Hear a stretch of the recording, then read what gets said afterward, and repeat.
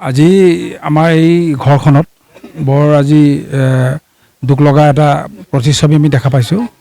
আমি জীৱনৰ প্ৰথম এটা ঘটনা আমি দেখিবলৈ পাইছোঁ, যিটো ঘৰত আজি বহুত মানে কষ্ট কৰি উপাৰ্জন কৰি খাই থকা এটা সংসাৰত মা দেউতা, মোৰতো অৱশ্যে হয়, মোৰ দাদা আৰু নবৌ হয়, আৰু তেওঁলোকৰ ল'ৰা ছোৱালী, মোৰ ভতিজিহঁতৰ একে সময়তে মা দেউতাই একে সময়তে এৰি থৈ যোৱা ঘটনা আমি এই ব্যতিক্ৰমী বুলি ভাবিছোঁ। আৰু জন্মৰ বাৰো একেদিনাই আছিলে, শনিবাৰে, আৰু মৃত্যু একেদিনাই, শনিবাৰৰ দিনাই মৃত্যু হৈছে।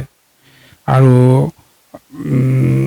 তেওঁলোকৰ এতিয়া ল'ৰা ছোৱালীবোৰৰ আঁতৰি নোহোৱা হৈ গ'ল, আৰু ইমান তেওঁলোকৰ যিটো অৱস্থা মানে একেবাৰে নাৰ্ভাছ হৈ গ'লগৈ যে মা দেউতা একেবাৰতে গুচি গ'ল। এনে কোনো দিন আমি জন্মৰ পৰা আজিলৈকে শুনাই নাই, এই প্ৰথম শুনিছোঁগৈ। দাদাৰ নাম আছিলে বাবুচান্দ সিং, আৰু যিটো নবৌৰ নাম ইমাৰী দেৱী।